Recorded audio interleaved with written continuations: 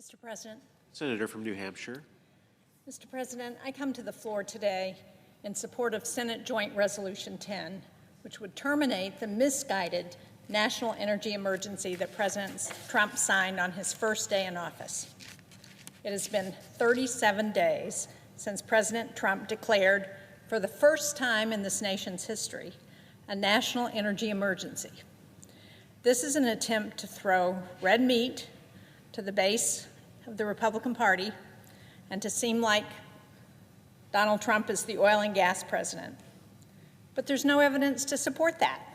In fact, the evidence we have points in exactly the opposite direction.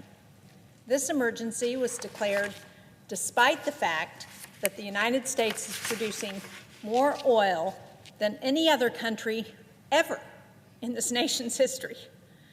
And we've been doing that for the past 7 years. The emergency was declared despite the fact that the United States is in the midst of a clean energy boom and a manufacturing renaissance. We generated 17% more electricity in 2023 than the high point of the first Trump administration. Clean energy jobs are growing at twice the rate of the economy overall. And this emergency was declared despite the fact that, as the Wall Street Journal headline noted after the election, quote, Trump's oil and gas donors don't really want to drill, baby, drill, end quote. They are very happy to lock in demand for the long term, but increase supply and potentially undercut profits. Not so much. So we find ourselves with an emergency declaration in search of an emergency. But it's not without consequences. President Trump has assumed vast power for the executive branch through this emergency designation. He's encouraging the use of eminent domain that could literally allow the government to take your land away. He's waving away key protections for clean water. And he's suggesting that a timeline of just 7 days is sufficient for public comment, on projects that could cause irreparable harm to historic and cultural resources. President Trump campaigned on, and I'm quoting here, lowering the cost of everything. And he promised, your energy bill within 12 months will be cut in half. Now, voters responded to those promises, and Americans do want to see lower energy costs. I'm all for that. I focused as governor on how we could address the high energy prices in New Hampshire. We permitted 2 gas pipelines through the state, both gas coming from Canada. And we negotiated a deal with our largest utility company that lowered rates 16.5%. So I'm all for lowering energy costs. We absolutely should be talking about that. But let's take a step back here, and let's talk about what President Trump's energy policies actually are and how they affect the American people. In the first 37 days, we've seen the Trump administration cut off funding for solar, wind, and clean manufacturing projects that are cheaper and faster to build than fossil fuel infrastructure. We've seen him halt energy efficiency programs, and we know energy efficiency is the cheapest, fastest way to deal with our energy needs. He's prepared a 10% energy tax in the form of tariffs on heating oil, propane, gasoline, and other energy we import from Canada. And that hits New Hampshire really hard because of the energy sources we get from Canada. I talked about the 2 gas pipelines that come down from Canada. And because we have so many households that burn number 2 fuel oil to heat our homes, and because it's cold in New Hampshire at this time of year. So that hits us really hard. He's fired more than 1,000 workers at the Department of Energy, including those who are keeping state energy programs and weatherization up and running to respond to emergencies and to help folks like we have in New Hampshire stay warm this winter. And tomorrow, what we expect is that Senate Republicans will roll back a common sense fee on venting or flaring of methane rather than capturing it for productive use. And if that passes and the president signs it, it will cost the taxpayers $2.3 billion over the next 10 years, effectively lighting money on fire to save big oil a few bucks.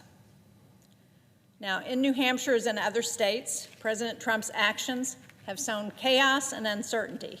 They're raising costs for families, for farmers, for small businesses, and for town budgets. For example, the tariffs that are set to go into effect, and I understand that the president has now decided he's going to wait until April, but they could mean about $150 to $250 more for the average family in New Hampshire who are using heating oil just to keep warm through the winter.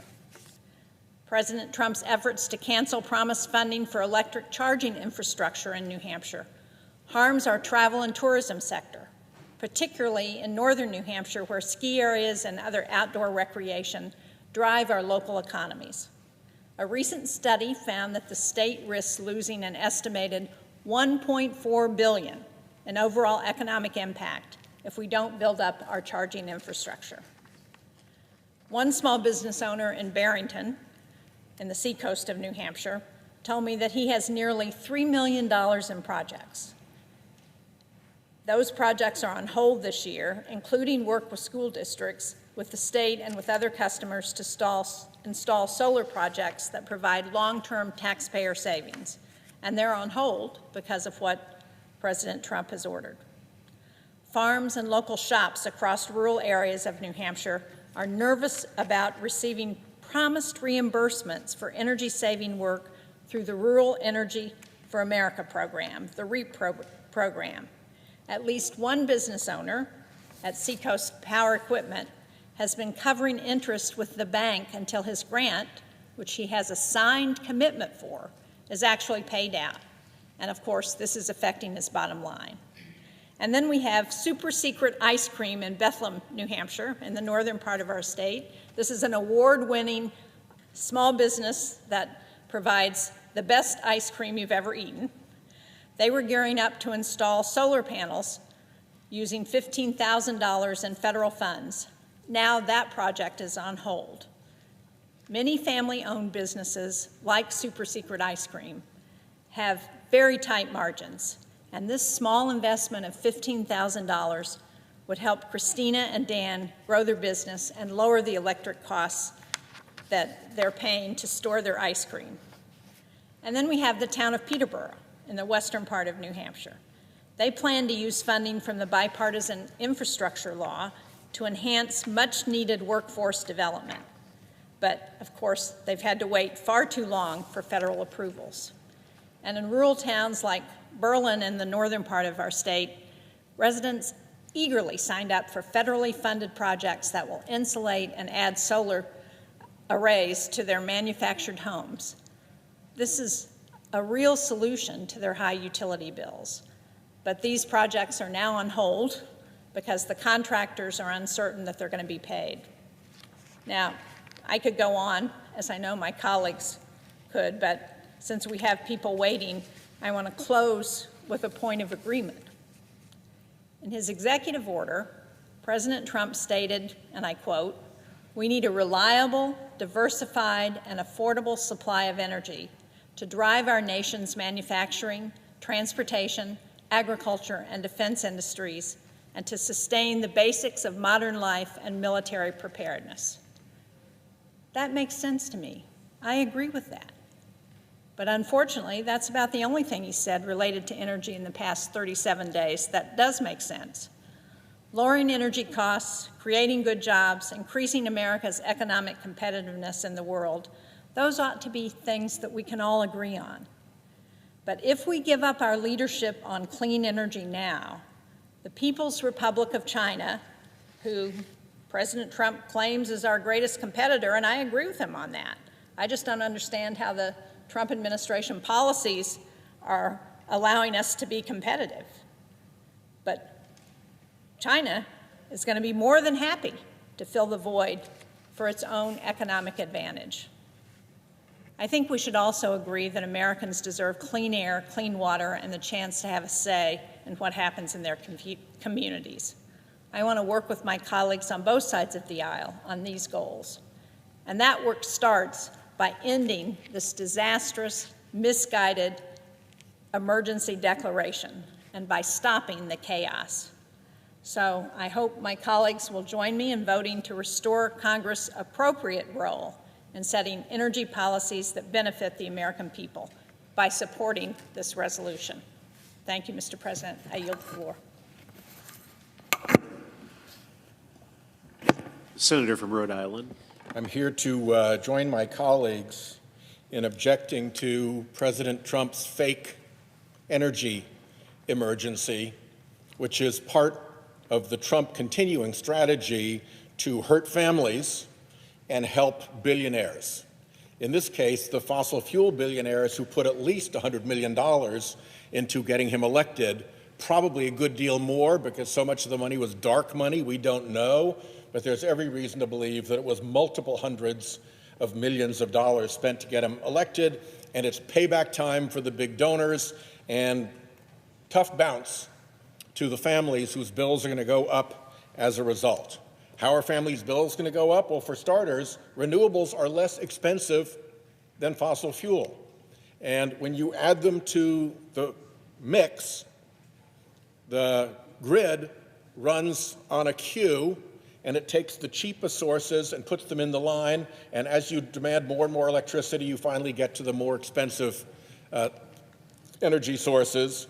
And inexpensive renewables coming in drives out the expensive fossil fuel from the top, and it lowers energy costs overall. So when you stop doing that, the most expensive plants have to come back online, and that will raise utility bills.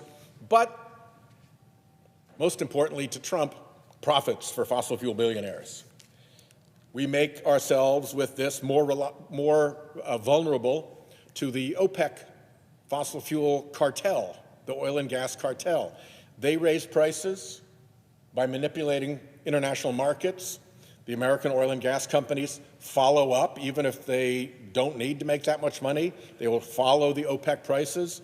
As a result, they have declared the biggest profits in the history of humankind at the expense of American families, both at the fuel pump and at home and on their electric bills. Doesn't matter to this administration. It's a win for the fossil fuel billionaires who paid good money to get this administration in, and families will be hurt to help the fossil fuel billionaires. Another one is LNG export. What happens in the liquefied natural gas market when you take our natural gas, liquefy it, send it offshore someplace else? It doesn't go into the pipelines here in America. It pinches the supply available to Americans, which raises prices for Americans, unless you want to repeal the economic laws of supply and demand. So over and over and over again, these pro-fossil fuel mega donor policies hurt American families, raise family electric utility bills, and provide huge benefits back to the big donors who spent good money to get them into office. Who gets hit the most when you attack solar and attack wind power? Well, here are the top solar states by installed capacity. You start with California, obviously. It's the 5th biggest economy in the world. But the next 4 are Texas, Florida, North Carolina, and Arizona. There's a lot of red voters in those states who are going to pay the price of this bad policy. You look over to wind, top state, Texas. Next, Iowa. Next, Oklahoma. Next, Kansas. Again, red states will pay the price for this donor-oriented policy. The Trump administration doesn't even concede that solar and wind power are energy. When they use the word energy, they only mean fossil and nuclear.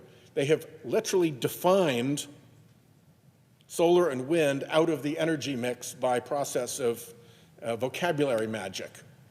So we're headed for a bad place, and consumers are going to pay, all to make big fossil fuel barons even richer than they are. And the shame here is that there actually is an emergency out there. There actually is an energy emergency out there. And the energy emergency is happening because fossil fuel emissions are changing the weather and the natural systems of the Earth so that risk of weather disasters, whether it's wildfire or flooding, is getting so bad that property insurers can't keep up. So we are having a crisis in property insurance markets. It is fully developed in Florida. California is not far behind. And what the chief economist for our mortgage giant Freddie Mac has warned of is that the property insurance crisis morphs into a mortgage crisis, because if you can't get property insurance on a property, guess what else you can't get on that property? You can't get a mortgage on it. And the mortgage crisis devolves into a property values crash, because if you can't find buyers because nobody can get a mortgage on that property, your property value just collapsed. And then that morphs into a nationwide economic crash on the scale of 2008. That's what they said just about coastal property values. Now we've got the wildfire risk coming along side by side, the evil sibling. So is there an emergency? Yes, it is coming on. And it's coming on soon enough that the Fed chair, in testimony just over a week ago here in the Senate, said, after a decade goes by, there will be regions of the United States of America where you can't even get a mortgage any longer. What's that going to do to property values and people's homes?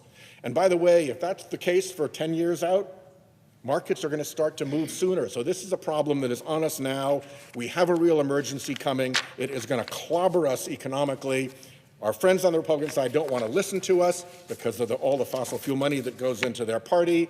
The president doesn't want to listen to it because he got paid so many hundreds of millions of dollars in political funds to get himself elected. But nature's rules can't be repealed by man. This is coming on. We ought to be prepared for it. With that, I yield.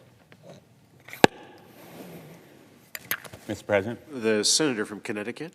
Mr. President, I'm pleased to follow my colleague and friend from Rhode Island and join with the senator from Virginia, Senator Kaine, in supporting Senate Resolution 10, which is a joint resolution to terminate President Trump's illegal executive order declaring an energy emergency. And it's not only nature's rule that is being violated, as Senator Whitehouse just said so eloquently, it's also this Congress's rule. In effect, the President is flouting and defying this Congress, this independent, separate body of the United States government, in the money that has already been appropriated for projects that will help avoid an energy emergency in the future and reduce the prices of energy for American families. And to the families of America, let's just be very clear. President Trump is illegally withholding appropriated funding for projects in your communities and your neighborhoods. Not only projects to increase energy efficiency, but also to strengthen the electrical grid that brings electricity into your home. Projects to build out America's clean energy infrastructure that will avoid pollution in your neighborhoods. This funding freeze sweeps a range of programs having nothing to do with unleashing American energy, whatever President Trump thinks it is. We're talking about funding for clean drinking water projects that will enable better drinking water for your homes, and brownfields remediation so that businesses can be developed in places that now are polluted, heating assistance for low-income households during the end of this winter, and causing confusion and consternation across the country. But make no mistake, if this funding is withheld, the projects and the needs and the challenges don't go away. There will still be a need to clean up those brownfields, to deliver through the electric grid, to make energy efficiency real in communities and neighborhoods. But you will pay. Your taxes will be increased at the state level and the local level. And those projects will become more expensive. So there's a double and triple whammy here.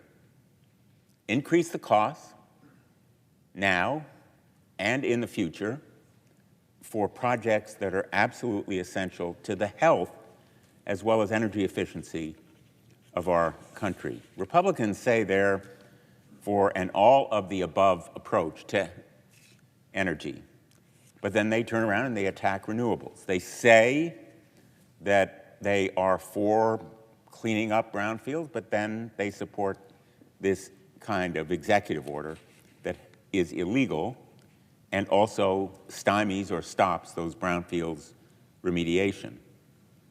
Like all of the actions by executive order President Trump has taken in his first month of office, it isn't actually solving a problem, it is exacerbating it. It's lining the pockets of billionaire buddies, in this case, oil and gas executives, at the expense of everyday Americans. And if there is an energy emergency, it will be created by President Trump. It won't be solved by him, and congressional Republicans will be complicit in it. There's also an effect on jobs. In fact, thousands of jobs are threatened by this executive order. Repealing the Inflation Reduction Act by executive edict threatens 400,000 new jobs that have been announced since August of 2022. Connecticut alone has around 50,000 workers in the clean energy sector. All of those jobs are at risk. They are threatened by President Trump's attack on the industry. And to my colleagues across the aisle, make no mistake, this is going to affect your constituents as well. Studies have found that a majority of clean energy products, clean energy jobs created during the first full year after the Inflation Reduction Act passed actually were in the South, in Republican states. Jobs in clean energy are not in one state or just blue states. They are across the country. 8 out of 10 congressional districts that received the most funding under these laws were represented by Republicans. It shouldn't be a partisan issue. It is, as we say all the time, an American issue. We stand ready to work with anyone who wants to lower costs for consumers and support domestic energy production by building on the historic investments made by the Infrastructure and Jobs Act and the Inflation Reduction Act. But President Trump's order in no way helps. It simply harms that effort. I urge my colleagues to vote yes on this resolution, and I yield the floor.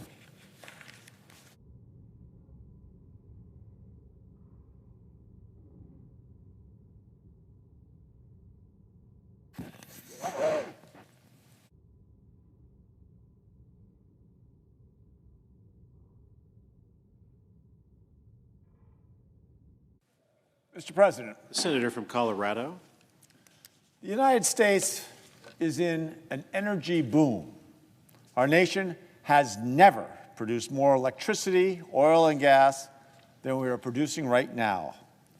This all-of-the-above approach to energy, using everything, including solar, wind, geothermal, is keeping energy prices as low as possible for working families, but at the same time recognizing that climate change is real and moving towards a clean energy future.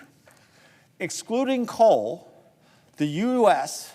produced more energy than any other country in the history of the world in 2023. It appears that some in this administration are determined to undo that progress, despite American leadership in energy, the President signed an executive order on his first day declaring a national energy emergency. That sounds dramatic, almost theatrical, because it's meant to be.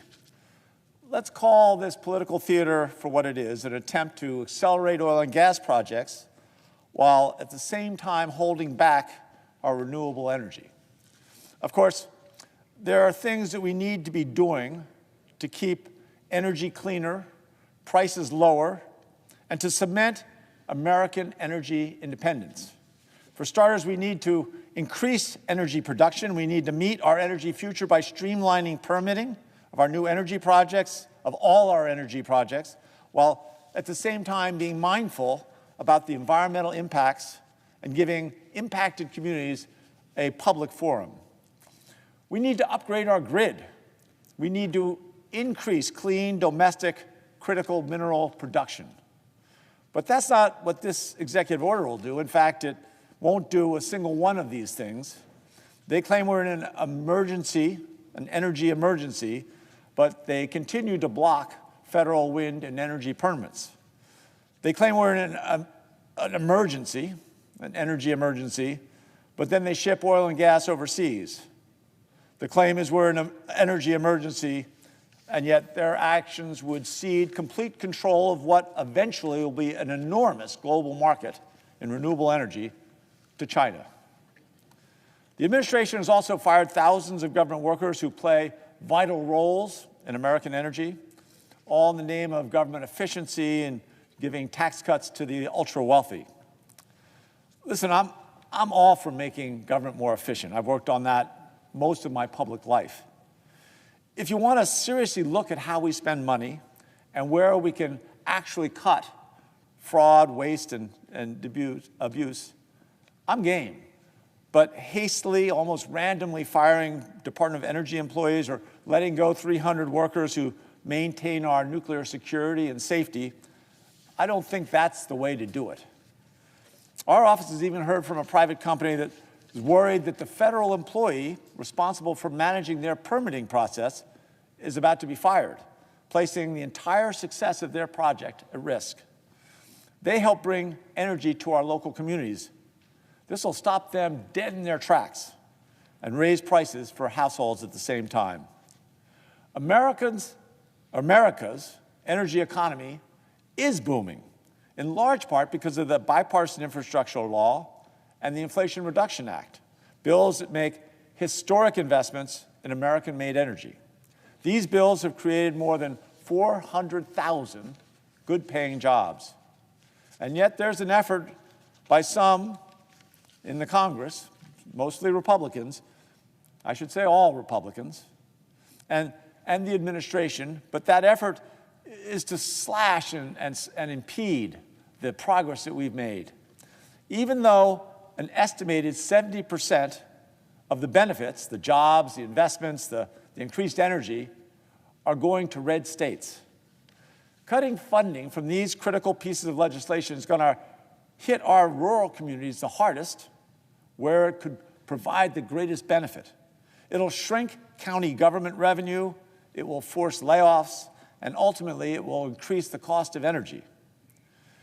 Clean energy isn't just some liberal boogeyman, it's not some notion. In fact, most of the energy that's ready to go as we expand our capacity, it's ready to go, is clean and affordable. Solar, wind, storage, they make up 95% of the capacity of new energy ready to connect to our grid. Wind generates 10% of our electricity now and will provide much more affordable renewable energy if more permits were made available. Withholding funds already appropriated by Congress through these laws, if these funds are withheld, energy bills can balloon by up to 12% for American families. That's at least $240 a year for working families that they'll have to come up with one way or another. And certainly when you're struggling to afford eggs at the grocery store, trying to balance your checkbook at the end of the month, the last thing you need is an increase in your energy bill. Some in Congress, some Republicans have introduced their budget which strips critical services for Coloradans while adding $4 trillion to our national debt, all primarily so they can give tax breaks, of which more than half go to the ultra-wealthy, who, at least many in Colorado, don't even want them. I put an amendment on the floor that would strip any provision from their budget that would raise energy costs for Americans. Now, how can people be opposed to that, and yet every Republican voted against it? I think they're putting politics over people. We're able to keep energy prices low for working families because we use everything: oil, gas, geothermal, wind. So rather than limiting energy sources, proclaiming a false emergency, or firing critical government employees, let's meet the moment and usher in a new energy future that helps everyone. A future marked by a resilient energy grid built by American innovation that delivers low-cost, reliable energy for every Coloradan, for every American. If this administration is looking for a bipartisan roadmap on this, we have one. We should pass permitting reform that streamlines review for all energy projects, not just oil and gas. We can build a modern electric grid that will reduce energy prices for all. Let's continue supporting emerging technologies like advanced geothermal and nuclear so that we can remain dominant in the markets that are emerging. And let's stop picking winners and losers. The vast majority of new electricity is coming from low-cost solar, wind, and energy storage. Let's follow the law and let the investments in energy from the past few years go to the communities that need them. Let's cut the nonsense. This isn't an energy emergency, it's an energy opportunity. This administration's actions certainly would cause an emergency for many Colorado and American working families. Mr. President, I yield back the floor. President. The senator from Connecticut? From Maryland. Maryland, excuse me. It's okay. Thank you, Mr. President. I want to start by thanking my colleague from across the Potomac River, Senator Kane of Virginia, and also Senator Heinrich of New Mexico for bringing this resolution before the United States Senate. And Mr. President, we are now witnessing in real time two of the most corrupt bargains in American history. One of those corrupt bargains is the one that President Trump made with Elon Musk. Elon Musk spent $280 million to help elect Donald Trump, President of the United States. $280 million. And President Trump has handed the keys of federal agencies over to Elon Musk. He even appeared at the cabinet meeting today with other members of the cabinet that went through the advice and consent process of the United States Senate. Elon Musk didn't do that, but he did spend $280 million to help elect President Trump. And now, the actions that Elon Musk is taking are designed to rig government agencies to do the bidding of people like Elon Musk and other billionaires. In fact, we've been reading more and more about the billions of dollars of federal contracts that Elon Musk has gotten, and more to come. Just within the last 48 hours, we're talking about an FAA contract for Starlink. This has nothing to do with government efficiency. If it were, you would not start by firing all the inspector generals across the United States government, whose job it is to look out for waste, fraud, and abuse. In fact, what you would do when you get rid of the inspector generals is open the door to waste, fraud, and abuse. So we should be on full alert here in the United States Senate as to what's happening. As others have said, we're also watching them claim to make savings, which actually they've had to change their sort of tally board every day because of misrepresentations. But they do want to clear the way to provide tax cuts to very, very wealthy people like Elon Musk at the expense of everybody else in America. And of course, the House just passed a budget resolution to set up that process last night. So that's one corrupt bargain that's playing out right now, and thousands of patriotic federal employees around the country who do the people's work are being fired based on lies. And I say lies because they're claiming that they're firing them based on performance, only to find out that these federal employees are coming forward with glowing performance reports as part of their most recent assessments. So that was a lie because that was the standard that had to be met, even if they had to make it up. And all these cases are now finding their ways through the courts. We have over 60 court proceedings. Many federal judges have issued temporary restraining orders to put a halt to this rampage of illegal activity. The other corrupt bargain is the one that brings us to the Senate floor today. Because it was in May of last year during the campaign that candidate Trump promised the big oil executives that he would deliver their wish list if they spent $1 billion to return him to the White House. So much has happened since then, I think some people forget, but here's the Washington Post headline from May 9th, 2024. What Trump promised oil CEOs as he asked them to steer $1 billion to his campaign. The story describes how the CEOs there were stunned when he went on to say, "You are all wealthy enough that you should raise $1 billion to return me to the White House." And he vowed to immediately reverse dozens of President Biden's rules and policies. And as the article indicates, among the things he promised to scrap were the efforts to develop more clean vehicles, more electric vehicles, and to develop more wind energy. So he promised to provide more opportunities for the big oil companies while harming their competitors in the clean energy industry. Now, he promised he would do all this on day one. He also made another promise as to what he would do on day one. He promised the American people he was going to lower prices on day one. Well, Mr. President, we all know that that's just not happening. Prices are going up. Grocery prices are going up. Rents are going up.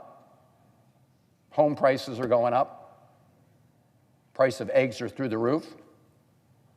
So President Trump is not delivering on that day one promise. He is delivering on his promise to the big oil executives to issue that order that has made it even easier for them to produce when they're already producing close to maximum current levels. In fact, as my colleagues have said, for the past 6 years in a row, the United States has been producing more crude oil than any other nation at any other time ever.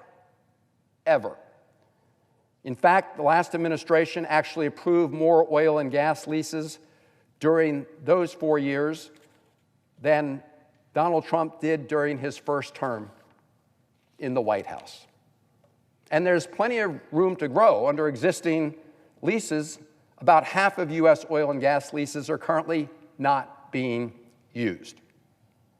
So here he issues an executive order to allow even more to move forward, even when a lot of potential is still not being tapped, but doing it in a way that will negatively impact the public health. Sacrifice clean air and clean water. But Mr. President, that's only half the problem. That's half the problem. Because what President Trump is doing is not only giving a blank check to the big oil companies, he's also sabotaging clean energy in the United States of America. They, of course, provide competition to the big oil companies. So by throttling and sabotaging efforts when it comes to solar power or wind power or electric vehicles, you're actually producing less overall energy. You're actually giving the big oil companies a competitive advantage. That means prices go up, not down. I can tell you that in my state of Maryland, people are feeling the impact of higher electricity prices. We need to generate more electricity. We've got data centers coming on board. AI consumes a lot of energy. So why in the world would President Trump be trying to cripple the clean energy industry? Well, that's what he told the big oil executives he would do. He's going to crack down on wind power. Well, I will tell you that solar and wind energy are among the cheapest forms of energy in the country.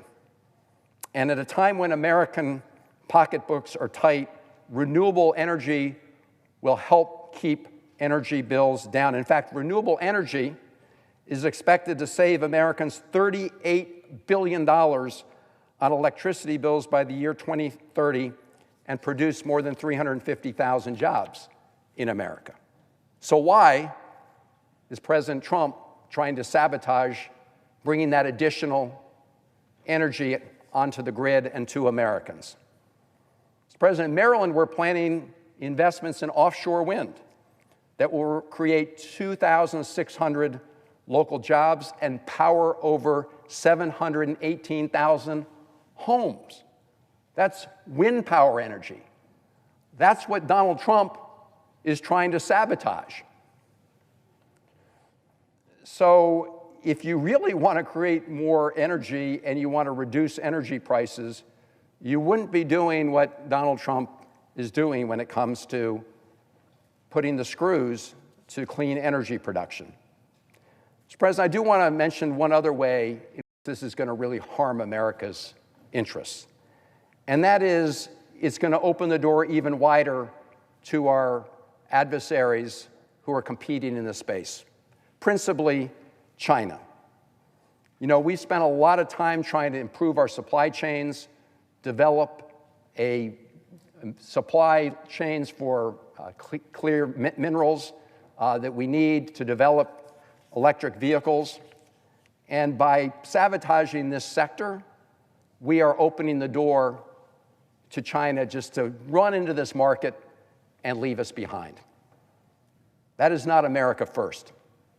That is America in retreat, just as it's America in retreat for us to vote with Russia and North Korea at the UN General Assembly the other day against the people of Ukraine and freedom-loving people around the world. So, Mr. President, I hope that we will support this resolution.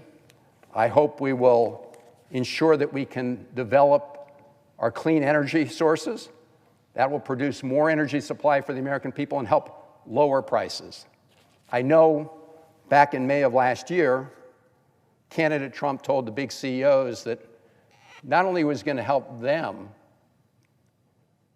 develop more, but he was going to help them by hurting their competitors in the renewable energy industry.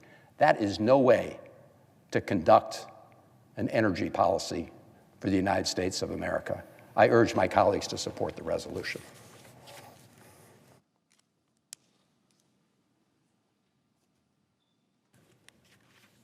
Mr. President. The Democratic whip. Mr. President, it's been almost 6 weeks, maybe a couple days beyond 6 weeks of the new administration of Donald Trump in his second term. It's a lot different than his first term. I was here for that occasion as well. And what we found is unique is a blizzard of executive orders issued by President Trump from the beginning of his administration. Among those executive orders was his declaration of an energy emergency. Energy emergency. Turns out, Mr. President, that that claim is not based on fact. There is no energy emergency in America. Under the Biden administration, we saw record deployment of wind, solar, biofuels, batteries, oil, gas, and nuclear. In fact, the United States is producing more power than ever. And last year, the United States of America produced more oil than any other nation in the history of the world. And yet, President Trump continues to insist that America is on the verge of nationwide blackouts and clean energy will raise prices. Clean energy will raise prices. Simply not true. So what's the reason for the president to try to mislead the American people? The short answer is that he wants to give handouts to his billionaire buddies in the fossil fuel industry. Before Elon Musk showed up with his multi-billion-dollar fortune, it was reported that then candidate Donald Trump invited fossil fuel executives to Mar-a-Lago to ask for, hold on to your seats, a $1 billion campaign contribution. $1 billion bucks. Now that he's in office, President Trump is doing everything he can to keep those billionaires happy. That means tax cuts for the ultra-wealthy, which is on its way, I'm afraid, opening up federal lands and waters for drilling, and yes, declaring this phony energy emergency. Why is he doing it? Declaring an emergency grants the president additional statutory authority. Donald Trump is using these authorities to fast-track pipelines and drilling in the Gulf of Mexico. But there is nothing in this declaration to support fossil fuels' cleanest competitor, wind and solar. If Trump doing the bidding of billionaires wasn't bad enough, his so-called emergency will also raise the electric bills of thousands of families. Wind and solar is the cheapest energy in the world, and those cheap prices get passed on to the families who take advantage of it. I know personally. A few years ago, my wife and I made the decision to install solar panels on the roof of our home. Our home project gave union workers in my community a good-paying job, and it was just one project contributing to hundreds of thousands of jobs created under the Biden administration. Since Democrats' Inflation Reduction Act was enacted 2.5 years ago, more than 1.5 million Americans have installed solar panels. Was it a good idea? Well, I compared the electric bills that I've been receiving in my home before and after the solar panels. Before the solar panels were installed on my roof, the monthly bill was about $115 for electricity. Now it's $15 because of the solar energy. Every one of these installations also helped to create good-paying jobs for electricians, carpenters, and other workers. And supplying those panels created thousands of new jobs at factories around the country. But President Trump is not impressed. He wants to eliminate those jobs. We have an opportunity to undo the harms of one of the President Trump's many lies today. I want to thank Senator Kaine of Virginia for leading this effort. We need to raise up American workers, lower utility bills, and put America back on track to lead the world in clean energy. I urge my colleagues to support the Kaine measure. Mr. President, I'd like to address a separate issue, separate in the congressional record. On January 6, 2021, a solemn constitutional proceeding was disrupted when a mob of thugs, egged on by President Trump, attacked and trashed the U.S. Capitol in an attempt to overturn the results of a presidential election. The grim result of that insurrection was the subsequent death of 5 law enforcement officers and injuries to approximately 140 others, many of whom are still paying the price to this day. It came as a shock when on the first day of Donald Trump's presidency, he issued a blanket pardon for those who had been convicted for that January 6th attack on the Capitol. We all saw the videos, we all saw the photographs. Here's an illustration of one of them.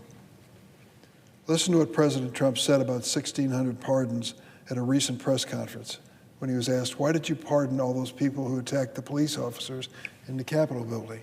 He said, quote, I pardoned people who were assaulted themselves. They were assaulted by our government. They didn't assault, they were assaulted. What I did was a great thing for humanity. The American people overwhelmingly disagree with the president, and they disagree with his decision. 83% of them opposed the pardons that he gave. That includes 70% who lean Republican in their voting. Despite this overwhelming opposition, the Justice Department has now broadened the scope of President Trump's pardons for January 6 rioters to include separate charges stemming from searches conducted during those investigations. I'll describe a couple of them to you. Federal prosecutors recently dropped explosives and firearm crimes being pursued against two January 6 defendants pardoned by President Trump, Daniel Ball and Elias Kostians. Ball and Kostians had both been charged in separate proceedings with illegally possessing weapons that law enforcement discovered during the January 6 related search. Ball had been accused of throwing, quote, an explosive device that detonated upon at least 25 officers during the Capitol riot and of forcefully shoving police who were trying to protect the Capitol. Ball was barred from possessing firearms because of his prior criminal record. Listen to this prior criminal record of a man who was pardoned by Donald Trump. Before January 6, Ball was convicted of domestic violence battery by strangulation, resisting law enforcement with violence, and battery on law enforcement officer. And President Trump says that poor man was assaulted by the police. Does it sound like it? Remember, President Trump told us Ball and his fellow rioters were the actual victims. No wonder so many of the January 6 perpetrators have shown a stunning lack of remorse. Just last Friday, just a few days ago, a number of these pardoned individuals decided to hold their own press conference outside the U.S. Capitol to announce their intent to sue the Justice Department for prosecuting them for this. Dangerous individuals, including former Proud Boy leader Enrique Tarrio, who'd been serving a 22-year sentence for seditious conspiracy before the Trump pardon. Proud Boy Ethan Nardine, who'd been serving an 18-year sentence. Dominic Pizzola, the first rioter to breach the building on January 6. He was serving a 10-year sentence for stealing a police riot shield and using it to break a window. I'll bet you saw that video. I did. The group paraded through the Capitol after their press conference, following the same route they took on January 6, 2021. They posed for photos, chanting as they did that day, quote, "Whose house? Our house." And after the press conference, Mr. Tarrio was even arrested again outside the Capitol for assaulting a female counter-protester. Tarrio also posted a video of himself stalking Michael Fanone and Harry Dunn, former police officers who had defended the Capitol on January 6. Tarrio was following them through the lobby of a hotel where the officers were attending a conference. While Tarrio followed them, he was calling out at them that they were cowards and telling them to keep walking. Does this sound like a man ashamed of his actions on January 6 and full of remorse? Does this sound like an innocent victim of assault? No, this sounds like a man who now thinks he is above the law with his Trump pardon and expects to be bailed out by President Trump for every crime he decides to commit. In another horrifying term, the same hotel that I discussed earlier where these rioters were stalking policemen had to be evacuated after someone claiming to be MAGA emailed a threat about 4 bombs, 2 in the hotel and 1 at Officer Fanone's mother's mailbox. After listing the names of several of the conference attendees and singling out Officer Fanone, the email said they, quote, all deserve to die. These are men and women in police forces who risked their lives for members of the Senate and the House of Representatives on January 6. The perpetrator of this source of this tweet claimed to be acting, quote, to honor the January 6 hostages recently released by Emperor Trump, his words. And these are just last week's updates on the January 6 rioters President Trump pardoned. The list of crimes committed by these thugs just keeps growing longer and longer. We must be clear that these individuals are a threat, and the more power and freedom they're given, the more danger they pose to our democracy, and the law enforcement officers and families of those officers that they are harassing. Just this month, dozens of January 6 offenders joined forces on social media to compile and publicize the identities of at least 124 individuals who had been involved in their convictions, including prosecutors, judges, and FBI agents. The post, which has received 60,000 views, included names, photos, disparaging remarks, and demands for accountability. In January, another pardoned January 6th defendant who pleaded guilty to assaulting police officers, Ryan Nichols Sr., identified in a Twitter post, quote, officers in the D.C. jail who need to be investigated for corruption and abuse, end of quote, adding the names and LinkedIn profile photos of 2 D.C. jail employees. This is stalking and harassment of law enforcement, men and women who were assigned to this Capitol to protect us. The men and women who bravely defended the members of this body deserve better than this, and we should honor them for their heroic efforts on that day, not excuse the rioters who attacked this chamber and the ideals it represents. Government employees should not fear for their safety or that of their families for simply doing their job. I hope that all of us, regardless of our political persuasion, will finally agree on one thing. Violence has no place in a democracy, and Donald Trump's pardon of these 1,600 January 6 attackers is not only an insult to the Capitol Police, who risked their lives to stop them, but has emboldened these convicts to harass these officers and their families. Mr. President, the question for the Senate is simple. Whose side are you on, the police or the rioters? I yield the floor. Mr. President. The senator from Arizona. Mr. President, I'm going to state the obvious. The United States has real energy needs. We've got to produce enough reliable energy to make utility bills affordable for families and to bring online the advanced manufacturing and data centers that are powering our economy and will power our economy into the future. We're seeing this in Arizona. The demand for energy keeps going up. It's going up rather quickly. Now, here's the good news. The United States is producing more energy than ever before. We're using everything at our disposal. We're finally bringing the manufacturing of solar panels and batteries and wind turbines back to America. Now that creates great paying jobs across the country, jobs that you can actually raise a family on, jobs that are in places like Arizona and Oklahoma, Colorado, and Texas. And we're investing to develop new technologies to produce even more energy.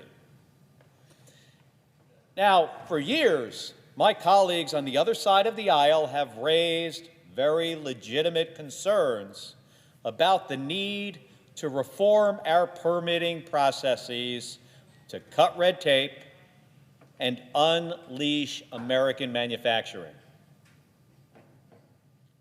Well, Mr. President, here's the bad news. President Trump is now throwing red tape around our energy production, which will raise utility bills and send American manufacturing back overseas. One of his first actions as president, one of the first things he did was to block approvals of new wind projects on federal lands and then freeze loans and freeze grants for clean energy projects. He's making permitting harder or impossible. Mr. President, that's the opposite of what my Republican colleagues, your colleagues, wanted done. Now, he also wants to change the definition of energy to only include fossil fuels. Mr. President, it's 2025. We all need to live in the real world. More than 90%, get this, 90% of new energy production connected to the grid last year was renewable energy. And it takes 3 or 4 years just to build a natural gas power plant. There's no good reason to block wind projects, to block solar projects that, by the way, are already underway to bring more energy to American homes and businesses. President Trump, what he is doing is he's trying to pick winners and losers. When it comes to energy, he wants to decide. And the winners are fossil fuel companies and China. And the losers, Mr. President, the losers, that's everybody else. That's you, that's your family, that's your business. And families especially. Families are going to face higher utility bills. And manufacturers, they're going to lose the support that they were relying on. And workers are just going to see their jobs go back overseas. You think China doesn't want to make more of this stuff and sell it to us? Of course they do. They will be happy to do that, and we will pay the price. They would love to see President Trump drive clean energy manufacturers that are in America out of business. China would want us to cancel our manufacturing plants and cancel these energy projects. Mr. President, we should not let this happen. We've got an opportunity this week to turn this around. So I'm going to be voting for Senator Kaine and Senator Heinrich's effort so that we can focus on our energy future. Now, fortunately, there is so much that we agree on. The need to modernize our power grid, to bring manufacturing back to America, to create jobs and reduce our reliance on imports, and to develop the energy technologies of the future right here in the United States of America, not in another country, not in China. And all of this supports American jobs. And at the same time, it keeps utility bills low for American families. Now, some of it will require us to cut some red tape and make things more predictable and efficient for utilities and for energy producers. Me and many of my colleagues, we have shown that we are willing to work on these reforms on a bipartisan basis. So let's do it. And Mr. President, not you, but the President of the United States, let's reverse these short-sighted, targeted attacks on our energy supply. And if we do that, I know that we can work together and continue to expand the amount of energy this country has at its disposal and bring down the prices for American families and American businesses. Thank you, and I yield the floor.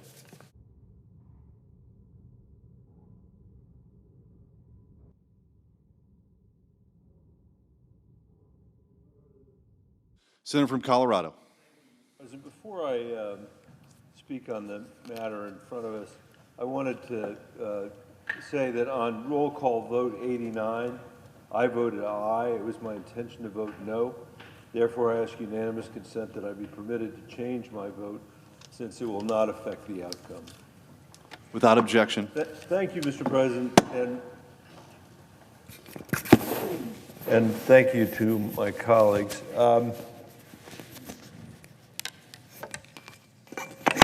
I want to come down here and talk a little bit about energy with my colleagues in the Senate today. And part of the reason why is that, as you know, Mr. President, others knows, the President of the United States has declared an energy emergency, and he did it on the day he was inaugurated here in the Capitol, on a day when he had lots of comments about the fact that God had saved him so that he would be there to be inaugurated, that this is going to be the greatest moment in American history, and that we had an energy emergency because there was an insufficient production of oil and fossil fuels. And as anybody who reads the newspaper in America knows, and there may not be anybody left who has access to a paper, but I encourage you to do it. It's a lot better than what you're reading on Twitter these days. The United States has actually produced more oil than we ever have produced in our history. In fact, Mr. President, last year, the Biden administration, we produced more oil than any country in the history of humanity. The same is true for natural gas. The same is true for LNG exports. The United States produces more oil than any other country in the world. We produce more natural gas than any other country in the world. We are the leading exporter of liquefied natural gas, which, by the way, has been incredibly important recently because we have allowed our allies in Europe to get off the Russian oil that they were on and replace that with liquefied natural gas produced by American citizens, exported by American citizens to break the back of Putin's ability to restrain Europe's participation in the war because we were able to replace half their energy. I'm so glad that we were able to do that. And we are also the world's leading producer of renewable energy as well. And we have seen a huge amount of growth in solar, a huge amount of growth in wind. And I like to think of Colorado as the place that started an awful lot of that. And we are both a producer of fossil fuels and a producer of renewables. And we know it takes everything to drive this economy, but we want to do all of this in a way that's cognizant of the very real climate issues that our globe faces and that our country faces. And the good news for the United States is there is no country in the world that is better positioned to lead the transition of our energy economy in this world than the United States of America. We are the wealthiest country in the world. We have the biggest and most abundant supply of fossil fuels and non-fossil fuels. We are less corrupt than almost any country on the face of the planet, and especially less corrupt than economies that are dominated by petrochemicals and by oil and gas around the world. We are the innovators in the world. We have a commitment to the rule of law. All of that puts us in this incredible position to lead. And I believe 30 years from now or so, we're going to be in a place where we're able to say, not just to the American people, but to the world, that we are net zero from a carbon point of view, and that we were able to get there through American technology and through American leadership and American ingenuity and American exports, that we took a strategic approach, that we had a plan that made sense, and that we captured along the way every molecule that we could find of fugitive methane from oil and gas and from agriculture and from landfills, that we said yes to wind and solar, that we said yes to nuclear and yes to geothermal, that we said yes to investing in emerging technologies like hydrogen, like carbon capture, and like the carbon dioxide removal bill that I have with my friend Lisa Murkowski from Alaska, which just goes to show you can have a bipartisan approach. That we can move to a position of real leadership that can help us create an economy again, that America, when it grows for everybody, not just the people at the very top, because we've got good energy jobs that are concerned with the production of oil and gas and the production of all those other forms of energy. And by the way, just on that point, and I'll be brief here, Mr. President, because I know my colleague from Massachusetts wants to speak, on that subject, this Senate is about to get rid of the common sense methane regulations that were passed in the last administration that are based on the work, that fee based on the work that we had done in Colorado, working with industry, as the last administration did, to create certainty, to create predictability, to send a message to the world that we want American gas to be the cleanest gas of any gas in the world. And having us capture that fugitive methane is a hugely important part of that. We are saying no to that now. We are saying yes to the air pollution that's going to result. We are saying yes to the climate pollution that will result. I say to my colleague from Massachusetts while she's here, I take no pleasure, and the president knows this, from the fact that Donald Trump is our president. I regret that he is our president, but he is our president. And one of the ways he got to be our president is that he was elected twice. And in fact, more people voted for him this time than voted for him the last time. I regret that. I am sorry for that.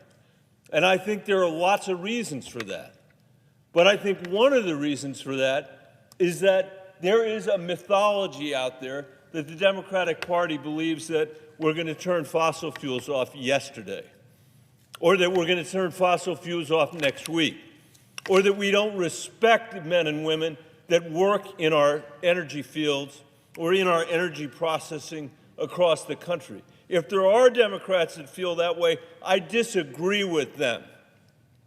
Because the worst thing we could do at this moment, when we have the energy abundance that we have, when we have the economic freedom we have, when we have the lack of corruption that we have, the worst thing we could do is elect a climate denier to be president whose most creative approach to energy was Sarah Palin's shop-worn drill, baby, drill, which is what he announced under the dome of the United States Capitol the day he was inaugurated president, and said completely untruthfully that we were in an energy crisis, when what we have is an energy abundance and no excuse for not leading the rest of the world in making sure that this transition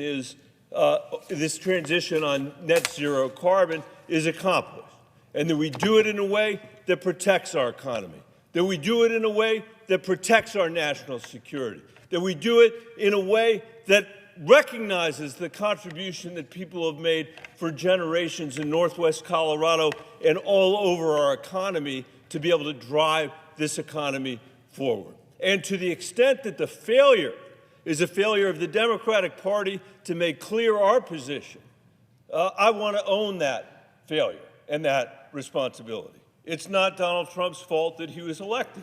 He ran, he won. We own some of the fact that he got elected. And I think on this issue, we have not communicated clearly to the American people what we believe. And as a result of that, once again, our children and grandchildren have a climate denier in the White House, even though a majority of the American people believe that climate change is real and that we should be doing something about it. And those of us that are advocates on this side have to be very clear, much clearer.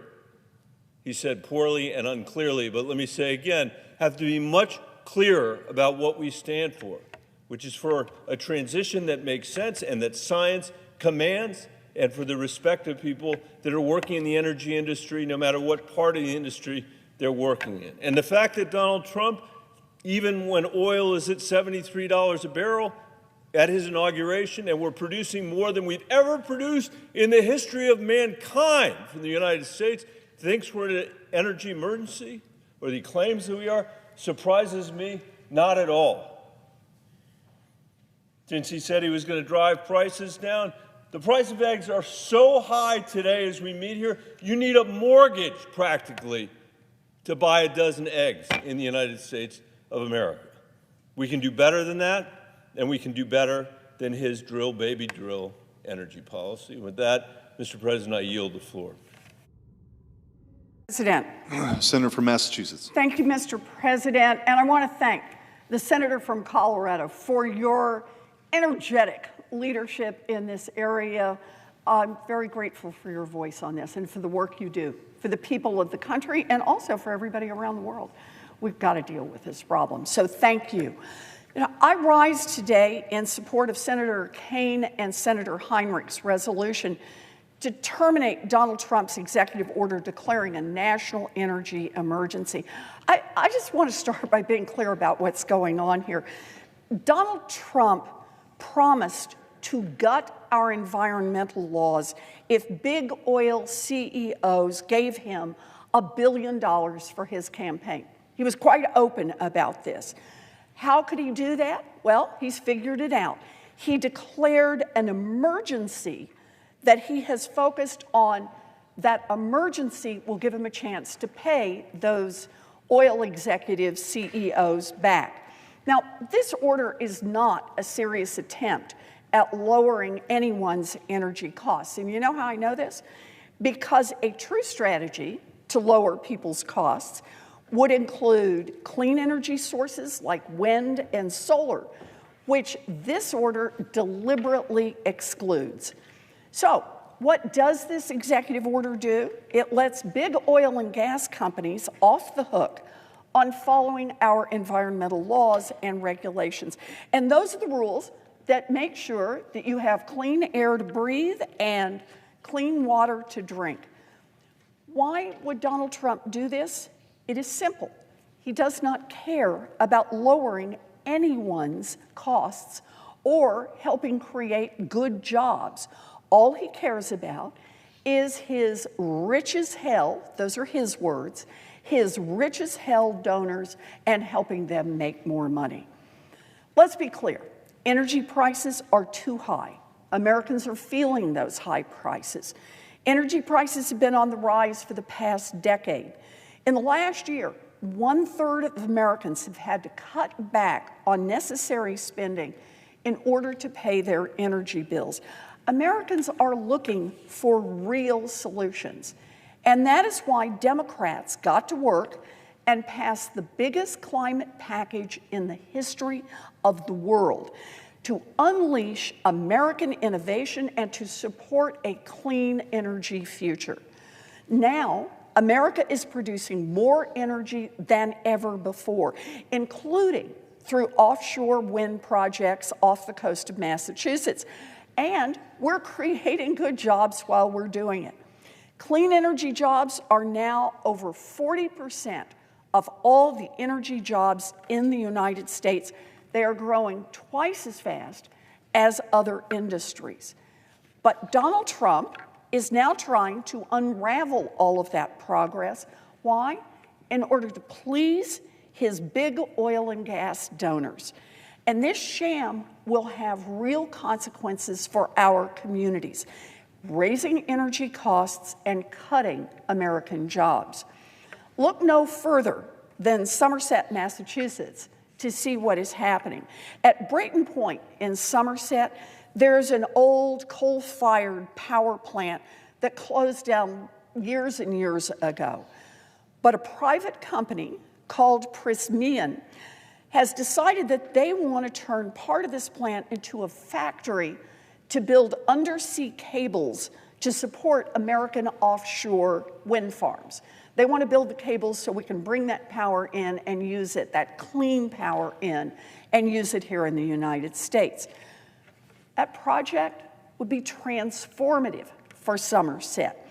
It would create about 250 to 300 good manufacturing jobs and would deliver more than $10 million in annual tax revenues. That's a big deal for a small town. So, for the last few years, local officials and our Massachusetts federal delegation has been working hard with the federal government to help turn that idea into a reality. Last month, the company suddenly announced they're ending the projects. No more jobs, no more tax revenue. And why? Because of Donald Trump's attacks on clean energy.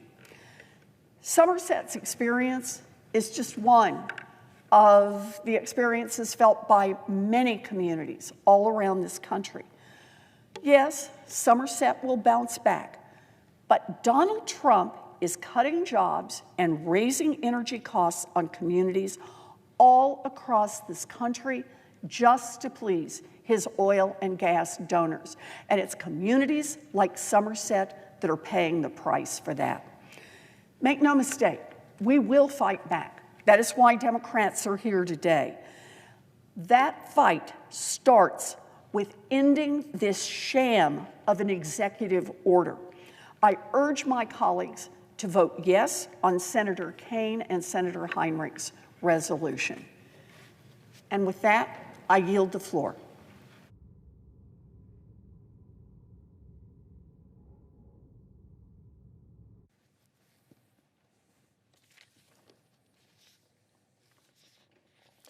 Mr. President, Senator from Oregon. here is the question. Do we pursue the 20th century energy vision featuring dirty, expensive fossil fuels? Or do we pursue the 21st century energy vision featuring inexpensive and clean renewable energy? Trump's energy emergency declaration is about one thing. He's choosing the strategy of dirty, expensive fossil fuels.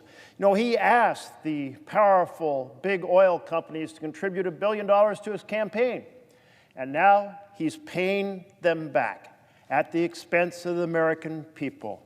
Families lose, billionaires win. The plan features giving fossil fuel companies the power to seize public lands. It features giving fossil fuel companies the power to skip environmental assessments that show how their projects will poison the air, pollute the water, kill wildlife, and despoil our ecosystems. It's the plan of giving fossil fuel companies the power to bypass the public comment period so the public can't weigh in about the terrible ideas the fossil fuel companies are putting forward. So the public can't weigh in about the drilling rigs and the leaky pipelines and the export terminals polluting their communities. This is not government of, by, and for the people. It's government of, by, and for the oil and gas companies.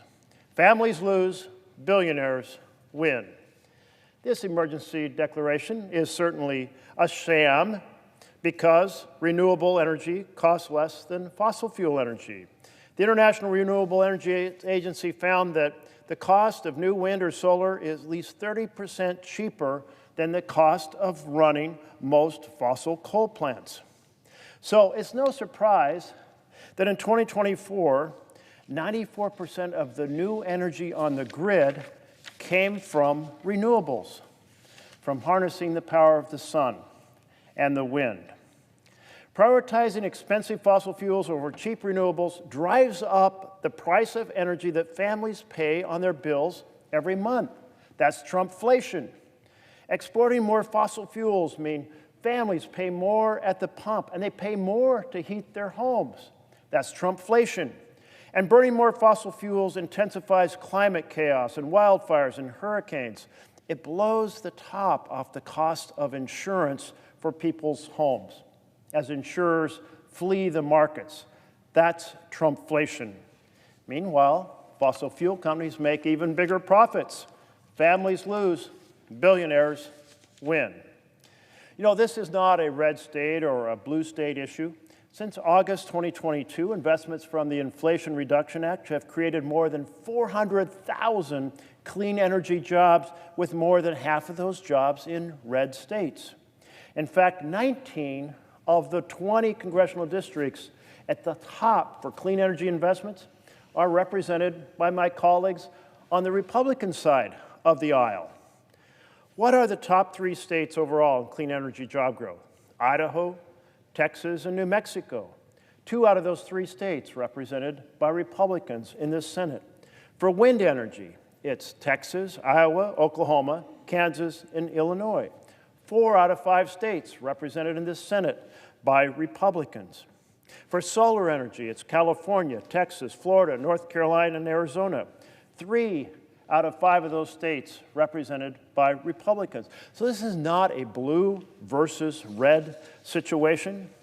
Nearly 3.5 million Americans now work in the clean energy field, more than 1 million of those jobs in red states.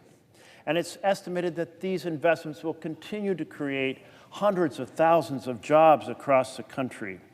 Prioritizing fossil fuels will kill this job growth for working Americans.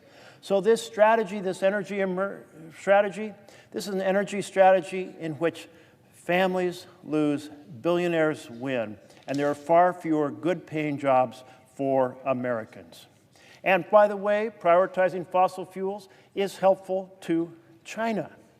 If we have a national energy emergency, we shouldn't be fueling our competitors by selling our energy to China to make their economy run better. If we have an emergency, we shouldn't cede the future of clean energy and all the jobs it will create and the less expensive energy it creates to China. We would want to make these products here and export them to the world, not have to buy them from China, helping China's economy grow at the expense of our own. This phony national emergency declaration comes down to this. Do we want families to win, or do we want billionaires to win? Let's come together on red states and blue states together, say we want these jobs, we want this clean energy, we want this less expensive energy for Americans because we are fighting for the families, not for the billionaires. Thank you, Mr. President.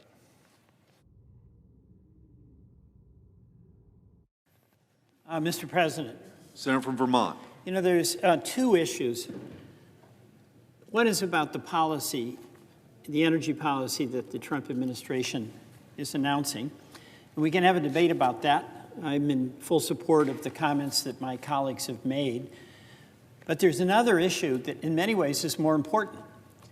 And that issue is whether this United States Senate will accede to relinquishing its authority as a separate and independent branch of government to a president who tries to seize that power by claiming a phony emergency. What justifies this action as far as President Trump is concerned, and legally, is the assertion that we have an energy emergency. And by invoking that term, he's saying to Congress, get lost. This needs immediate attention that only the executive can give. And getting lost means that we don't act as an independent branch of government and fulfill the constitutional responsibility we have to be separate, independent, and a check and balance on executive power. That is a separate question from whether members agree or disagree with the drill baby drill policy. But it's fundamental to the well-being of our democracy. And Congress in the past has never come close to relinquishing that authority. And whether you're a Democrat or Republican, if you are a United States Senator, you have to defend the institution, not because it's good for me or you or any other member of the Senate, but it's good for America. We rely on that system of checks and balances. So the question is it an emergency? And as my colleagues have laid out, no. We've never had more production of power in our history. We're exporting power. The power situation is not an emergency. There's power abundance. Now, second thing, as many of my colleagues have said, there are real consequences because essentially what the president is doing is going all in on fossil fuels and casting aside the opportunities that come, economic opportunities, as well as cleaner climate opportunities with clean energy. I'm not going to repeat all of the information provided by starting with Senator Kaine, but it's true. And, you know, selling out, as some of my colleagues say, to the fossil fuel industry, you know, the president was reported to have said, get me $1 billion. What I don't understand is why you would kill jobs in the clean energy sector that is producing cheaper power in good jobs. There's no justification for an executive or a member of Congress doing that. The other final point is that we are having this bizarre debate about whether there's a climate situation caused by carbon emissions. Reality is, we all know it is happening. We're all victimized by these wild weather events. And there's only two explanations that explain the actions of the administration. One is they just favor fossil fuels no matter what. A lot of truth to that. The other is there's a lack of confidence on the administration about the capacity of the American people, the American innovators, the American entrepreneurs to take full advantage of solving the issue of climate change by building out clean energy, by doing efficiency. That really, really works. And you know, a confident person, a confident country doesn't deny problems exist. They acknowledge them, face them squarely, and then solve them. And in the process of doing that, they all end up better when you have a stronger economy as well. So there is no emergency. We must stand first for the separation of powers and the authority of Congress and not allow us to be stripped of that by an executive. And second, we have to have a wise policy that is going to create jobs to be sustainable for our economy and for our future. I yield back. From Tennessee. Thank you, Mr. President. There is an issue that I have